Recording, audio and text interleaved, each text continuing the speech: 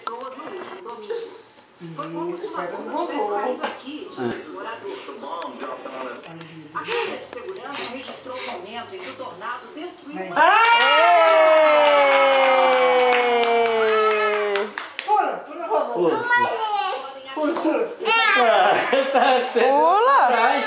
Pula! Pula forte! Pula forte! 1, 2, 3,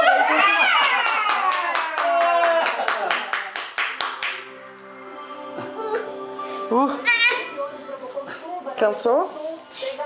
Cansou, hein? Em São Paulo, o tempo já não fica tão aberto como nos últimos dias. A previsão é de ventania para o sul do estado.